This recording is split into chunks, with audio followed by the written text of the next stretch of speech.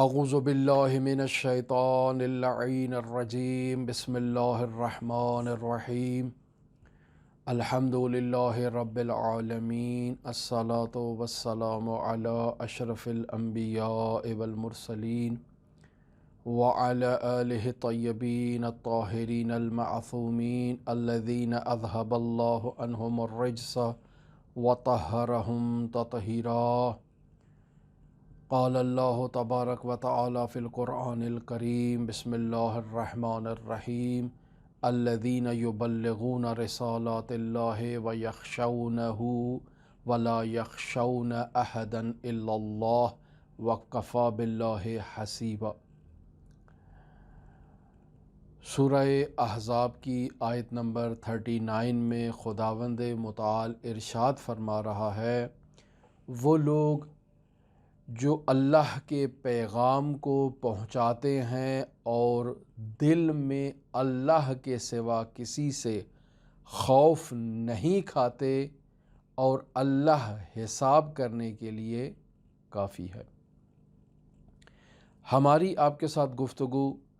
حضرات اہل بیت علیہم الصلاۃ والسلام کے شیعوں کی علامات کے بارے میں جاری ہے۔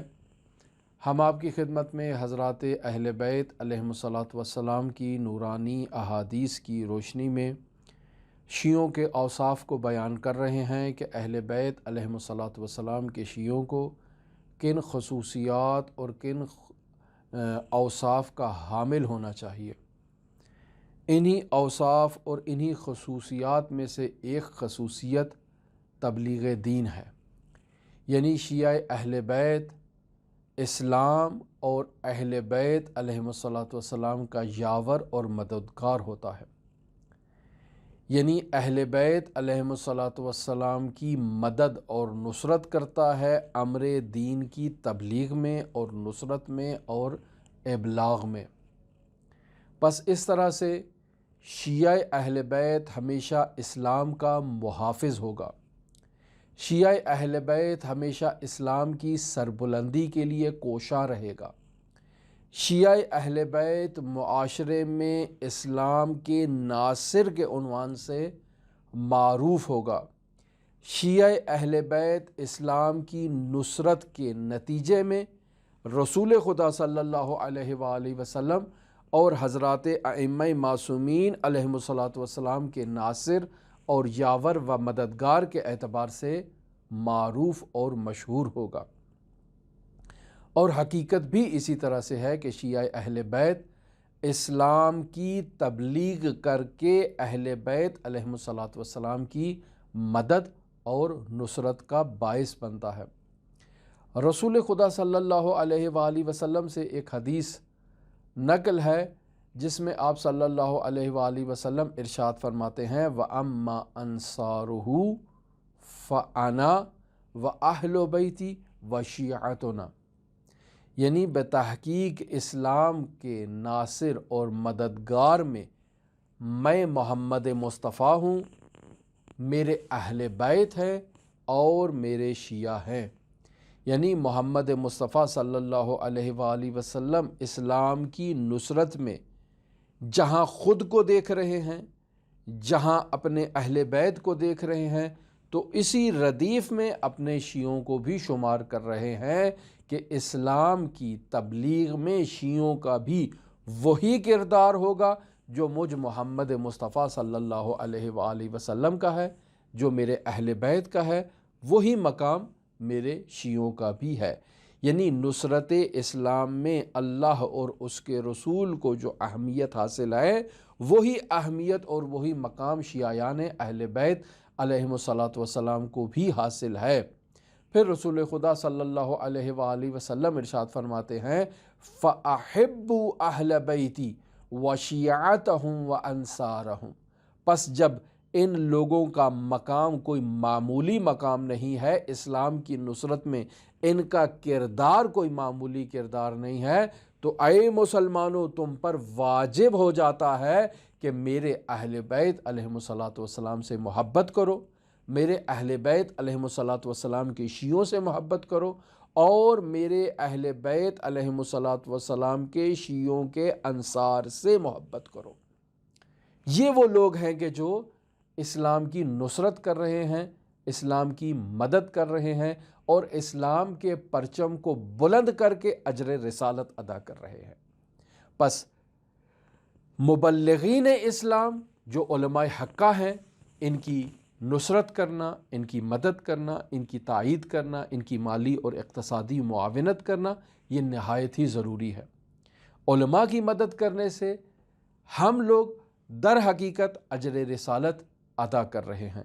محمد مصطفیٰ صلی اللہ علیہ وآلہ وسلم کی تمام زحمات کو، تمام کوششوں کو اور تمام کاوشوں کو ان کے اہل بیت علیہم الصلوۃ والسلام نے اور علماء حقہ دین نے ہم تک پہنچایا ہے اور ان کی حفاظت کی ہے۔ اگر یہ زرارہ بن اعین شیبانی جیسے روات نہ ہوتے تو دین مٹ چکا ہوتا۔ جیسے امام جعفر صادق علیہ الصلوۃ والسلام کا یہ قول ہے کہ اگر یہ زرارہ نہ ہوتا تو میرے والد بزرگوار کی احادیث ہی نابود ہو جاتی اور مٹ جاتی۔ تو پس زرارہ نے محنت کی اور امام باقر علیہ آلاف و تحیت و ثنا کے نورانی کلام کو ہم تک منتقل کیا۔ تو اس کی یہ محنت ضائع نہیں جائے گی، رائگاں نہیں جائے گی۔ اہل بیت علیہم الصلوۃ والسلام کی نزدیک اس زرارہ کا مقام کوئی معمولی مقام نہیں ہے۔ لہٰذا فَأَحِبُّ أَهْلَ بَيْتِ، میرے اہل بیت سے محبت کرو، وَشِيعَتَهُمْ، اور میرے اہل بیت کے شیعوں سے محبت کرو، وَأَنصَارَهُمْ، اور جو میرے اہل بیت اور اہل بیت کے شیعوں کی نصرت اور مدد کرتے ہیں ان سے بھی تم محبت کرو۔ اور یہ نصرت اور مدد مختلف طریقوں سے ہو سکتی ہے۔ علماء کی لیے کتابیں فراہم کی جا سکتی ہیں، علماء کے لیے کتابوں کے علاوہ اسٹیشنری کے وسائل فراہم کیے جا سکتے ہیں، علماء کی کتابوں کو منتشر کیا جا سکتا ہے، ان کی تقاریر کو سوشل میڈیا پہ پھیلایا جا سکتا ہے۔ یہ سب کے سب مصادیق ہیں انصارہم، یعنی انصار شیعیان اہل بیت کے جو تبلیغ دین مبین اسلام کا بیڑا اٹھائے ہوئے ہیں۔ اس روایت کو آپ دیکھ سکتے ہیں اصول کافی کی جلد نمبر 2 صفحہ نمبر 73 پر حدیث نمبر 3 کے تحت۔ پس نتیجہ یہ نکلتا ہے کہ رسول خدا صلی اللہ علیہ وآلہ وسلم کے دین کی تبلیغ کرنے والے افراد رسول خدا صلی اللہ علیہ وآلہ وسلم کے نزدیک نہایت حائز اہمیت ہیں۔ رسول خدا صلی اللہ علیہ وآلہ وسلم اپنے ان مبلغین اسلام علماء کو اپنا جانشین قرار دے رہے ہیں۔ لہٰذا حضرت سید الاوصیاء امیر المؤمنین علی بن ابی طالب علیہ آلاف و تحیت و ثنا سے یہ نورانی حدیث نقل ہے کہ آپ فرماتے ہیں رسول خدا صلی اللہ علیہ وآلہ وسلم نے ارشاد فرمایا، اللہم ارحم خلفائی، اے میرے پروردگار میرے خلفاء پر اپنا رحم فرما۔ اور یہ جملہ رسول خدا صلی اللہ علیہ وآلہ وسلم نے 3 مرتبہ تکرار فرمایا کہ اے میرے پروردگار میرے جانشینوں پر رحم فرما۔ تو یہاں پر اصحاب نے سوال کیا کہ یا رسول اللہ من خلفاؤ کا، آپ کے خلفاء کون ہیں؟ تو رسول خدا صلی اللہ علیہ وآلہ وسلم جواب میں ارشاد فرماتے ہیں الذین یبلغون حدیثی و سنتی، یعنی وہ لوگ جو میری حدیث کو اور میری سنت کو آگے آئندہ نسلوں تک اور آگے لوگوں تک پہنچاتے ہیں، جو میرے محضر میں میری صحبت میں موجود نہیں، جنہوں نے مجھ سے حدیث کو نہیں سنا، جنہوں نے مجھ سے سنت کو نہیں دیکھا، ان لوگوں تک میری حدیث اور میری سنت کو پہنچانے والے میرے خلفاء ہیں۔ پھر اس کے بعد رسول خدا صلی اللہ علیہ وآلہ وسلم ارشاد فرماتے ہیں ثم یعلمونہا امتی، یعنی یہ میری حدیث میری سنت لوگوں تک اور میری امت تک پہنچاتے ہیں اور انہیں میری حدیث کی اور میری سنت کی تعلیم دیتے ہیں۔ پس یہ لوگ کیا ہیں؟ میرے جانشین ہیں۔ پس رسول خدا صلی اللہ علیہ وآلہ وسلم کی احادیث نورانیہ کو عوام تک منتقل کرنے والے علماء اور فقہاء اور فضلاء یہ نہایت ہی حائز اہمیت ہے رسول خدا صلی اللہ علیہ وآلہ وسلم کے نزدیک۔ یہ رسول خدا صلی اللہ علیہ وآلہ وسلم کے جانشین ہیں۔ کیوں؟ چونکہ یہ تعلیم دین دے رہے ہیں لوگوں تک، لہٰذا رسول خدا صلی اللہ علیہ وآلہ وسلم کے نزدیک ان کا نہایت ہی اہم مقام ہے۔ پھر یہی دین کی تعلیم دینا، دوسروں تک دین پہنچانا، دوسروں کو نصیحت کرنا بہترین تحفہ ہے۔ حضرت سید الاوصیاء امیر المؤمنین علی بن ابی طالب علیہ آلاف و تحیت و ثنا ارشاد فرماتے ہیں کہ نعم الہدیۃ الموعظہ، کہ بہترین ہدیہ لوگوں کو نصیحت کرنا ہے، لوگوں کو تلقین دینا ہے دین مبین اسلام کی، اور انہیں اسلامی تعلیمات پہنچانا ہے۔ اس حدیث کو بھی آپ غرر الحکم میں مشاہدہ کر سکتے ہیں، 9884 نمبر حدیث کے تحت یہ درج کی گئی ہے حضرت سید الاوصیاء امیر المومنین علی بن ابی طالب سے۔ پھر خود مبلغ اسلام کی فضیلت کیا ہے؟ رسول خدا صلی اللہ علیہ وآلہ وسلم ارشاد فرماتے ہیں خیار امتی من دعا الی اللہ تعالی وحبب عبادہ الیہ، یعنی بہترین خیار امت، بہترین لوگ جو امت سے انتخاب کیے گئے ہیں، وہ لوگ ہیں جو لوگوں کو اللہ کی طرف بلاتے ہیں، اور پھر کیا کرتے ہیں؟ اللہ کے بندوں میں کے دلوں میں اللہ کی محبت کو ڈال دیتے ہیں۔ یہ افراد کیا ہے؟ خیار و امتی کا مصداق ہے۔ یعنی کیا کرتے ہیں؟ یعنی قال الصادق قال الباقر کے ذریعے سے لوگوں کو اللہ کی طرف بلاتے ہیں، یعنی لوگوں کے درمیان اقوال زرعی اہل بیت کو منتقل کرتے ہیں، اور لوگوں کو قال الصادق و قال الباقر کہہ کے انہیں اللہ کی طرف بلاتے ہیں، اور ان کے دلوں میں، یعنی لوگوں کے دلوں میں اللہ کی محبت کو ڈال دیتے ہیں۔ لہٰذا ہم دیکھتے ہیں کہ ہمارے معاشرے میں لوگ جو ہیں وہ بسا اوقات علماء سے دور ہو جاتے ہیں، بسا اوقات فقہا کی مذمت کرنا شروع کر دیتے ہیں، بسا اوقات سوال کرنا شروع کر دیتے ہیں کہ یہ علماء کہاں سے آئے ہیں، یہ فقہا کہاں سے آئے ہیں، یہ اجتہاد آپ کہاں سے اٹھا کر لائے ہیں۔ تو عزیزان محترم، اگر آپ تک یہ مطالب نہیں پہنچے ہیں تو اس کا ہرگز یہ مطلب نہیں ہے کہ آپ اسلام کے نورانی مطالب کا مذاق اڑائیں، آپ اسلام کے نورانی مطالب کو کم اہمیت شمار کرنا شروع کر دیں۔ اجتہاد کو اگر آپ نے دیکھنا ہے تو بہترین دلیل خود قرآن مجید میں آیہ نفر موجود ہے، یعنی سورہ توبہ کی آیت نمبر 122 میں خداوند متعال خود فرما رہا ہے فَلَوْلَا نَفَرْ مِنْ كُلِّ فِرْقَةٍ مِّنْهُمْ طَائِفَةٌ لِيَتَفَقَّهُوا فِي الدِّينِ، پس ہر گروہ میں سے، ہر جماعت گروہ میں سے ایک جماعت دین کے لیے کیوں نہیں نکلتی؟ فَلَوْلَا نَفَرْ مِنْ كُلِّ فِرْقَةٍ مِّنْهُمْ طَائِفَةٌ، ہر طائفے میں سے کچھ افراد کیوں نہیں نکلتے؟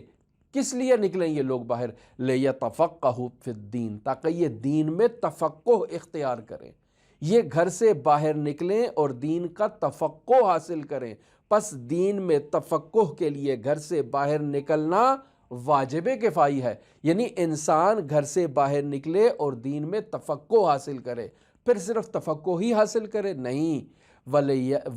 وَلِيُنذِرُوا قَوْمَهُمْ إِذَا رَجَعُوا إِلَيْهِمْ لَعَلَّهُمْ يَحْذَرُونَ، یعنی دین میں تفقہ حاصل کرنے کے بعد یہ لوگ واپس پلٹ جائیں اپنے قوم کی طرف اور انہیں جا کر انذار کریں، انہیں جا کر ڈرائیں۔ واپس پلٹنے کا مطلب یہ ہے کہ یہ جو انہوں نے تفقہ فی الدین کیا ہے، اس تفقہ فی الدین کی جا کر لوگوں میں تبلیغ کریں، انہیں عذاب الہی سے ڈرائیں، انہیں انذار کریں، انہیں معارف اہل بیت علیہم الصلاۃ والسلام سے آگاہ کریں، انہیں اسلامی تعلیمات سے آگاہ کریں۔ جب یہ انہیں آگاہ کریں گے تو ان پر لازم اور واجب ہے کہ وہ اس کی اطاعت کریں اور اس کی پیروی کریں۔ پس تفقہ فی الدین کا حکم خود قرآن مجید میں خداوند متعال نے ہمیں دیا ہے، اور جب خداوند متعال نے ہمیں تفقہ کا حکم دیا ہے تو جن افراد کو تفقہ کے بعد فقہا انذار کریں ان کے لیے لازم ہے کہ وہ ڈریں، وہ اس انذار سے برحذر ہوں۔ تو اس سے بہتر دلیل اجتہاد پر اور کیا لائی جا سکتی ہے کہ خود خداوند متعال تفقہ کا حکم دے رہا ہے،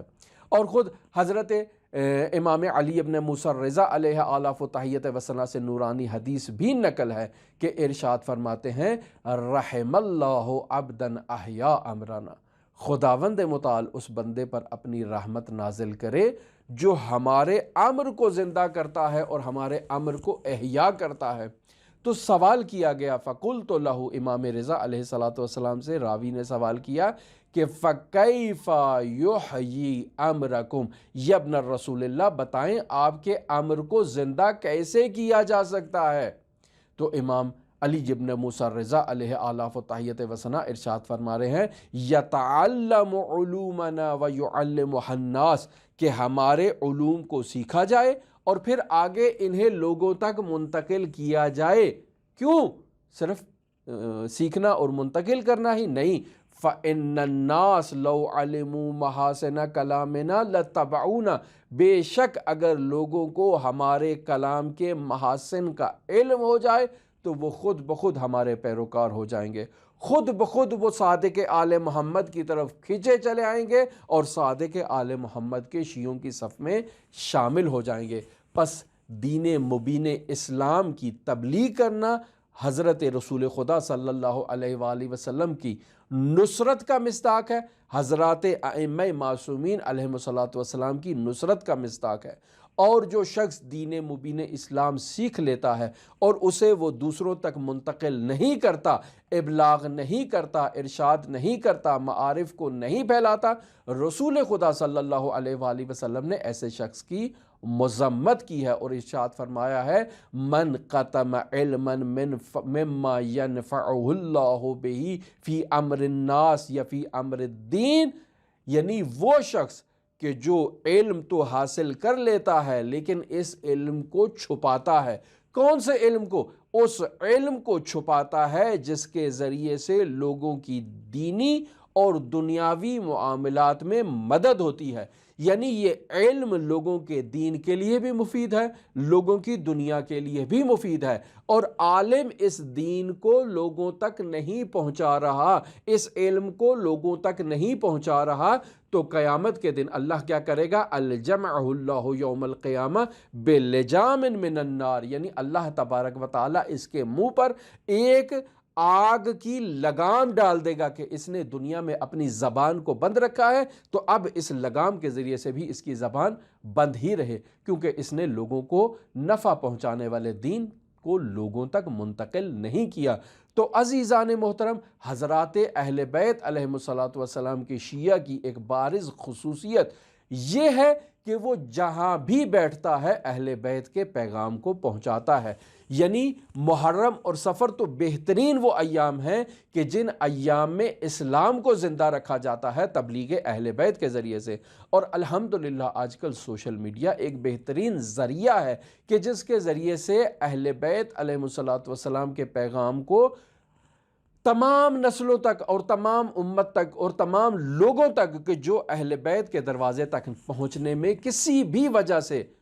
محروم رہ چکے ہیں، ان تک اہل بیت کا پیغام پہنچایا جائے۔ فَإِنَّ النَّاسِ لَوْ عَلِمُوا مَحَاسِنَ كَلَامِنَا لَاتَّبَعُونَا، یعنی لوگوں کو اگر اہل بیت کے کلام کی خوبصورتی کا علم ہو جائے تو وہ خود بخود اہل بیت کی طرف کھنچے چلے آئیں گے۔ پس علماء کی ذمہ داری ہے کہ وہ لوگوں کو محاسن کلام اہل بیت سے آگاہ کریں اور لوگوں کو بتائیں کہ قال الصادق کیا ہے، قال الباقر کیا ہے، قال علی ابن موسیٰ رضا کیا ہے، قال موسیٰ القاظم علیہ السلام کیا ہے۔ یعنی اہل بیت علیہ السلام کے نورانی کلام کو لوگوں تک منتقل کرنا علماء کی ذمہ داری ہے۔ علماء منتقل کریں تو آگے عوام کی ذمہ داری یہ بنتی ہے کہ وہ علماء کا ساتھ دیں،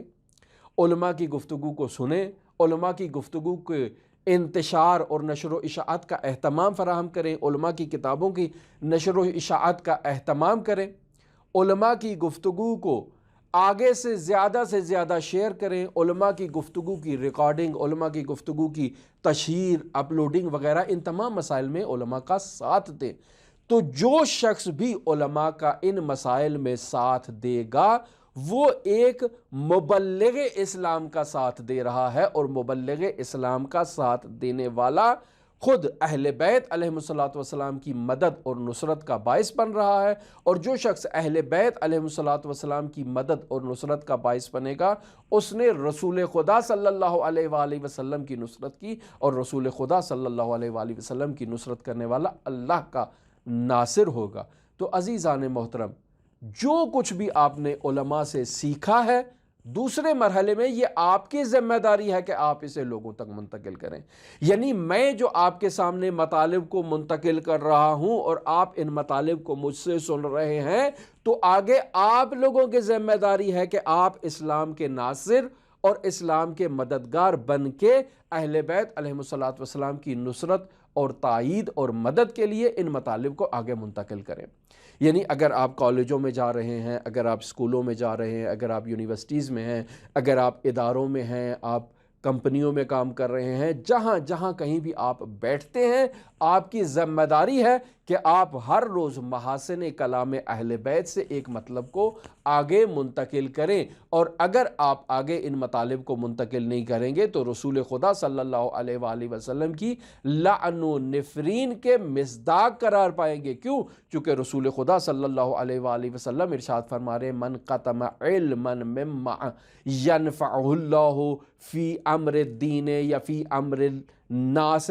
اگر کوئی شخص کے پاس ایسا علم ہے، یعنی آل محمد کی مجالس میں آ کر اس نے کچھ سیکھا ہے اور آگے وہ اسے عوام تک منتقل نہیں کر رہا، تو اللہ قیامت کے دن اسے لجام نار سے اس کے دہن کو ایک لگام ڈال دے گا کہ کیوں تم نے ان مطالب کو آگے منتقل نہیں کیا۔ ان مطالب کو منتقل کرنا ہماری ذمہ داری ہے، یعنی عالم کی بھی ذمہ داری ہے، تو آگے سے عالم سے سننے والے کی بھی ذمہ داری ہے۔ فَإِنَّ النَّاسَ لَوْ عَلِمُوا مَحَاسِنَ كَلَامِنَا لَاتَّبَعُونَا۔ آپ جائیں جا کر اپنی یونیورسٹیوں کے اندر، اپنے کالجز کے اندر، اپنی کمپنیوں کے اندر، اپنے اداروں کے اندر، اپنے چیمبرز کے اندر، جہاں جہاں بھی آپ جا رہے ہیں، آپ جا کر دوسروں کو بتائیں کہ میں نے کل ایک عالم دین سے یہ نورانی حدیث سنی ہے کہ صادق آل محمد یہ فرما رہے ہیں، موسیٰ کاظم یہ فرما رہے ہیں، علی ابن موسیٰ الرضا علیہ آلاف و تحیت و ثنا یہ فرما رہے ہیں۔ رسول خدا صلی اللہ علیہ وآلہ وسلم سے نقل شدہ ان تمام احادیث کو آگے اگر آپ منتقل کریں گے تو آپ اہل بیت کے ناصر اور مددگار ہوں گے، آپ اہل بیت علیہم الصلاۃ والسلام کے حامی و ناصر ہوں گے۔ اور شیعوں کی ایک بہترین علامت یہ ہے کہ وہ اہل بیت علیہم الصلاۃ والسلام کا حامی و ناصر ہوتا ہے، اہل بیت علیہم الصلاۃ والسلام کا مددگار ہوتا ہے۔ اور قرآن مجید کی اس آیت کا مصداق بننے کی کوشش کریں کہ الذین یبلغون رسالات اللہ، یعنی وہ لوگ جو اللہ کے پیغام کو آگے پہنچاتے ہیں، وہ میں بھی ہوں، وہ آپ بھی ہیں، وہ حضرات ائمہ معصومین بھی ہیں، وہ انبیاء مرسلین بھی ہیں جو اوپر والے مرتبے پر ہیں۔ تو پس انبیاء بھی یبلغون رسالات اللہ کا مصداق ہیں، حضرات ائمہ معصومین علیہم الصلاۃ والسلام بھی یبلغون رسالات اللہ کا مصداق ہیں، اور حضرات ائمہ معصومین سے سیکھ کر میں اور میرے جیسے جتنے بھی علماء اور بزرگان دین ہیں جو آپ تک مطالب کو منتقل کر رہے ہیں، وہ سب یبلغون رسالات اللہ کا مصداق ہے۔ آپ آگے اس مطالب کو منتقل کرتے ہوئے یبلغون رسالات اللہ کا مصداق بنے، اور پھر اس کے بعد آپ کے اندر یہ خصوصیت پائی جانی چاہیے وَيَخْشَوْنَهُ، آپ صرف اور صرف اللہ تبارک و تعالیٰ سے ڈریں، ہرگز یہ خوف محسوس نہ کریں کہ اگر آپ نے ان نورانی مطالب کو کسی کے آگے منتقل کر دیا تو آپ کی نوکری چھن جا سکتی ہے، آپ کو اسکولوں کالجز سے نکالا جا سکتا ہے، آپ کے اوپر پابندیاں لگائی جا سکتی ہیں، آپ کی زبان بندی کی جا سکتی ہے۔ نہیں، اگر آپ نورانی مطالب کو آگے منتقل کریں گے تو کوئی آپ کی زبان بندی نہیں کرے گا، چونکہ حکمت اور دانائی کا کوئی بھی توڑ نہیں کر سکتا۔ حکمت اور دانائی کو اگر آپ بردباری کے ذریعے سے، اگر آپ احسن انداز کے ذریعے سے لوگوں تک منتقل کریں گے تو لوگ آپ کی خود بخود پیروی کریں گے، چونکہ علم اور منطق کا کوئی بھی شخص انکار نہیں کر سکتا ہے، 2 + 2 = 4 کا کوئی بھی عاقل اور ذی شعور انسان انکار نہیں کر سکتا ہے۔ اور حضرات اہل بیت علیہم الصلاۃ والسلام کے نورانی مطالب کو منتقل کرنا گویا کہ انہی منطقی اور اصولی قوانین کو آگے منتقل کرنا ہے جن سے لوگ آسانی سے گزر نہیں سکتے ہیں، لوگ حتماً ان کی پیروی کریں گے، انہیں اچھے انداز میں سنیں گے اور انہیں آگے منتقل کریں گے۔ پس الذین یبلغون رسالات اللہ کا مصداق یخشونہ، اللہ سے تو ڈرتا ہے، ولا یخشون احدا، اور کسی دوسرے سے وہ خوف محسوس نہیں کرتا، وکفیٰ باللہ حسیبا، اور اللہ تبارک و تعالیٰ کی ذات ہی اس کے لیے کافی ہے۔ اور خداوند متعال سے ہماری دعا ہے کہ خداوند متعال ہمیں اہل بیت علیہم الصلاۃ والسلام کا حقیقی معنی میں یاور اور مددگار قرار دے، تاکہ ہم اسلام کی نصرت اور سربلندی کے لیے اسی طرح سے قال الصادق و قال الباقر کے اقوال کو لوگوں تک منتقل کریں، اور حضرت علی بن موسیٰ الرضا علیہ آلاف و تحیت و ثنا کی اس نورانی حدیث جس میں آپ نے فرمایا رحم اللہ عبدا احیا لنا کا ہم مصداق بن سکیں، اور حضرت علی ابن موسیٰ الرضا کے اس قول کا مصداق بن کے اسلام و مسلمین اور اسلام کی سربلندی کے لیے کردار ادا کر سکیں۔ خداوند متعال ہماری اس کاوش کو اور اس کوشش کو اپنی بارگاہ میں قبول و مقبول فرمائے۔ اللہم صلی علی محمد و آل محمد وعجل فرج قائم آل محمد۔